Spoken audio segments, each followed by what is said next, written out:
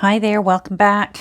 Yeah, I hit the stop button instead of pause, so there's two. There'll be two parts today because I don't know how to stick them together, and I don't care to learn how to do that right now. So let me back to where we were. Doing a little work here on Juliet. Thought, oh my, I better turn on my camera because I realized, oh, hold on, no, I didn't post a video yesterday. Well, I made a video yesterday, but I chose not to post it, and I'll explain why. Let me get these things out of the way. Nancy sent me something inspiring, as ever, a link to a video for another junk journaler, and now off the top of my head, I'm forgetting her channel name.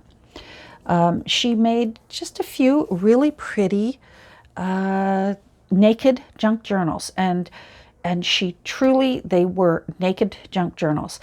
I have tried to make naked junk journals in the past, and they always end up partially embellished because I can't leave well enough alone.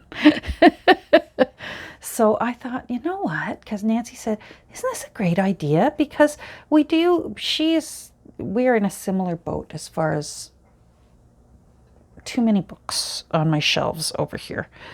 Too many books.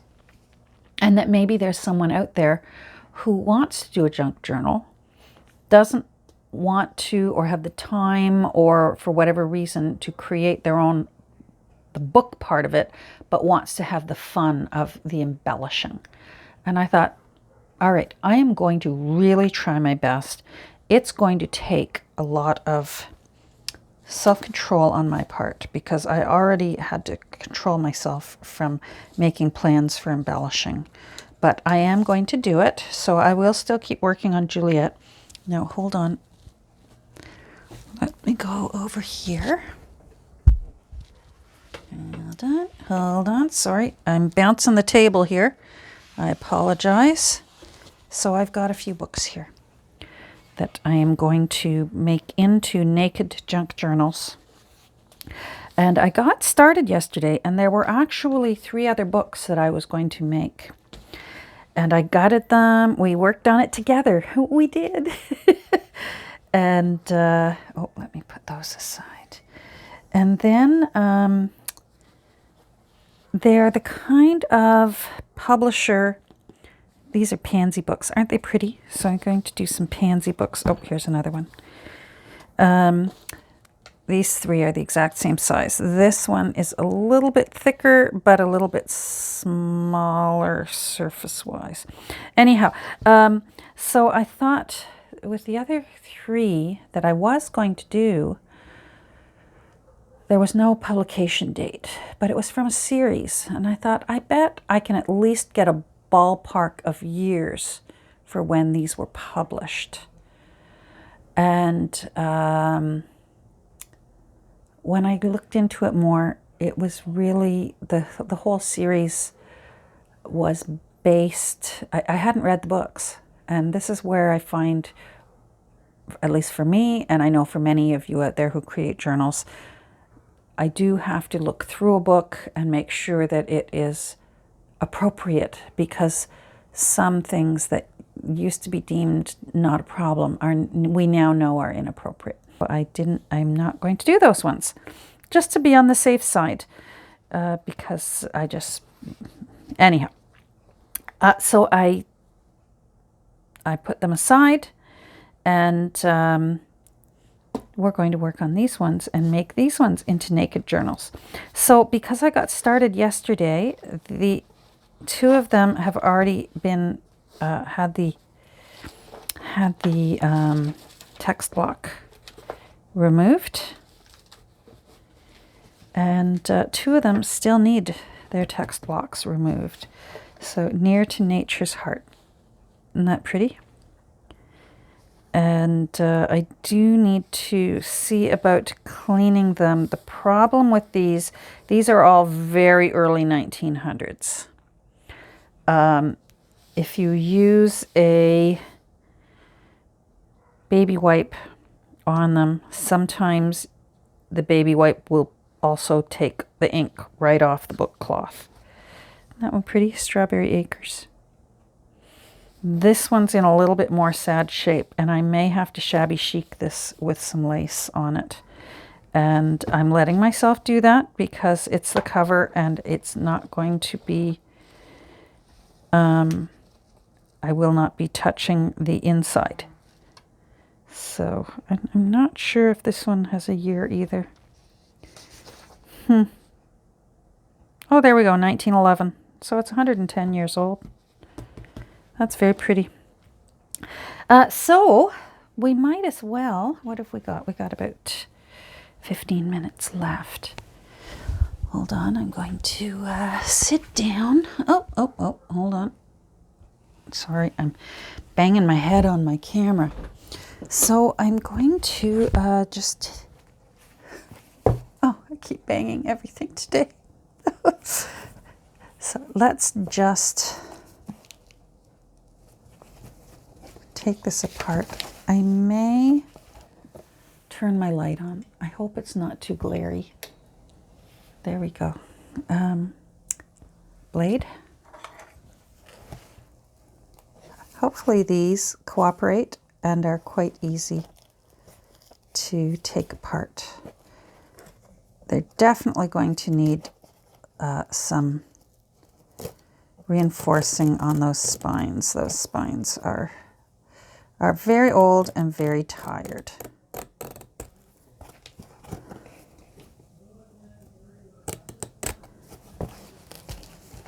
Hold on. Let's see. We're expecting a big snowstorm here tomorrow. Well, I guess by the time you're watching this, it'll be today. I'm recording this on Sunday, but you'll be watching this on Monday. Oh, good. Oh, I thought I had cut into the cover, but I didn't. I'm really not in the center, am I?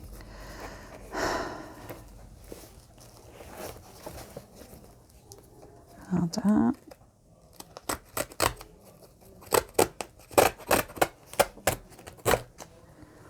There we go. Oh, look at that. To Tom from, am I in it? There we go. Oh, sorry. To Tom from Fred, 1913. My goodness. Strawberry Acres. Of course, now I'm going to have Strawberry Fields Forever stuck in my head for the rest of the day. Of course. This is definitely going to be shabby chiced. And I'm going to do my best to use up laces for this. Those ones actually end up usually looking the coolest because it forces me to use my imagination. So rather than raiding like those bins of laces that we just looked at in part A, I'm going to pull out my little bin of little odds and ends offcuts. And I sometimes find, as is true in many areas of art, if you force yourself to have a challenge, it also creates a much more interesting finished piece.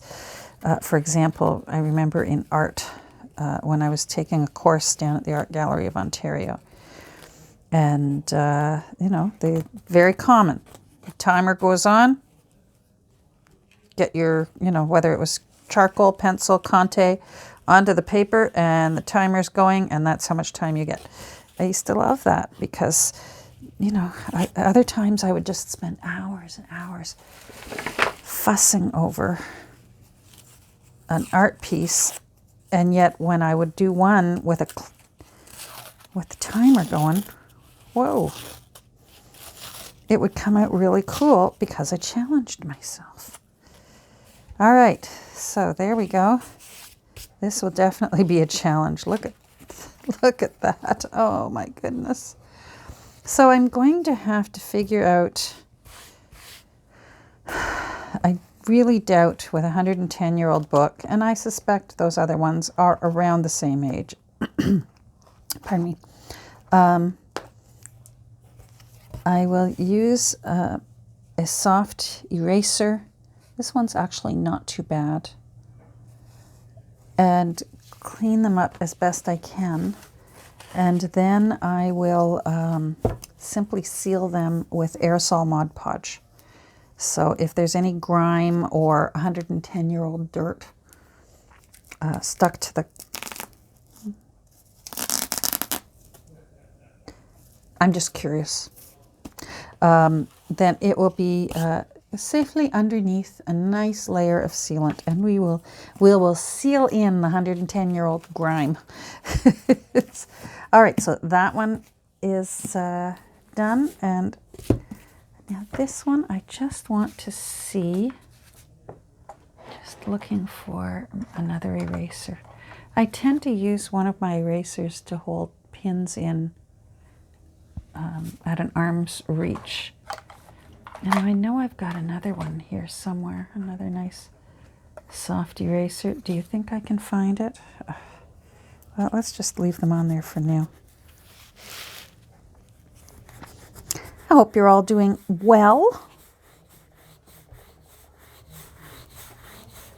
We had a nice weekend, a quiet weekend. My husband had to work this weekend, so he was at work all day Saturday, and then for Sunday is the kind of day in his business when you work the weekend, you can flip the lines over because it's purely telephone work that you're doing, because it's 24/7 business, and someone always needs to be available to answer the phone.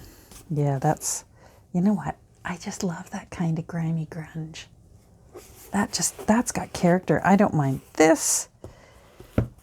Let's see if we can get some of this off. I really feel like a baby wipe will pull up that color. Shall we see? I have one here. I'm going to do it down here and very gently. Yep, green. Nope, not doing it. Just leave that be. And we will seal in the grime. Probably, you know what, I should probably do it later today, because apparently it is going to start snowing, and once the snow starts,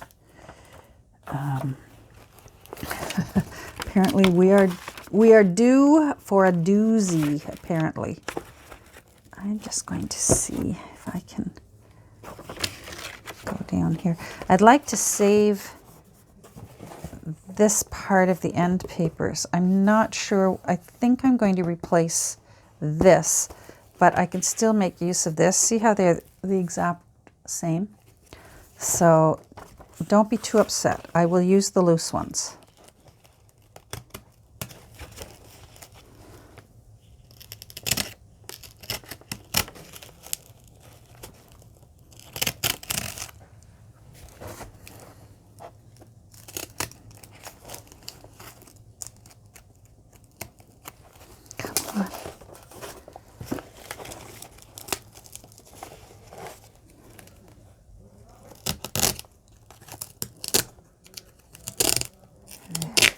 There we go.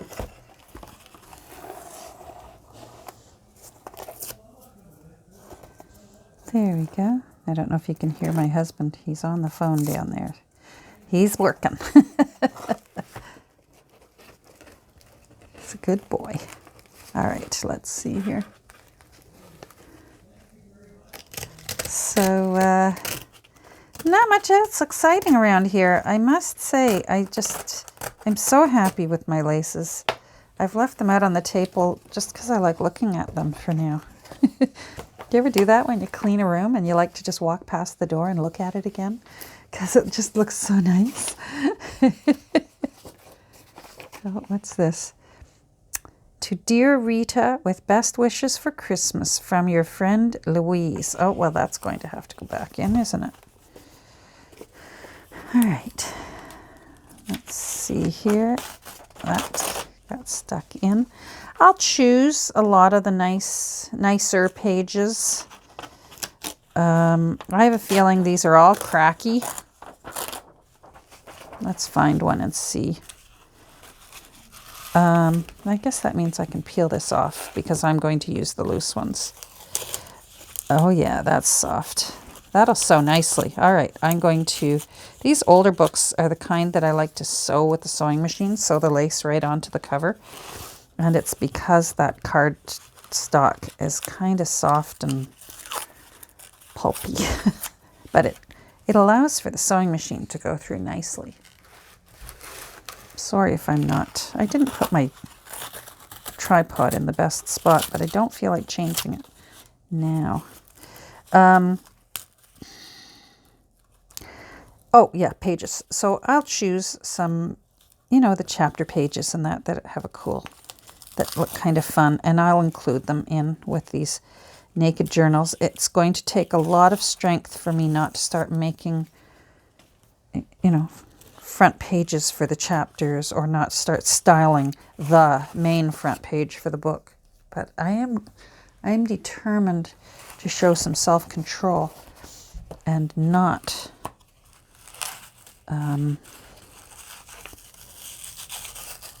start ephemerizing these books. Ephemerize? Is that a term? Ephemerize. It's just as well to take that off, because if it wants to start coming off, it's not going to be a very secure surface to glue onto.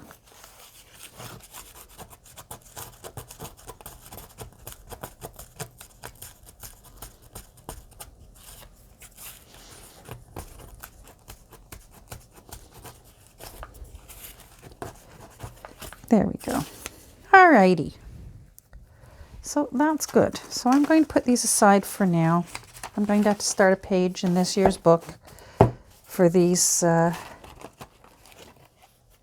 naked journals and have a little bit of fun with them. Now, what I was doing here with Juliet, actually, this book, this painting, the book it was in, I had saved the piece of paper that said the name of the artist and the year and the title of the painting. And do you think I could find it? So then I had to do a reverse Google image of this, which it didn't want to do because I've aged it, and it was picking up this aging that I've done to the painting. So the reverse Google image was not wanting to do it, but I finally found it.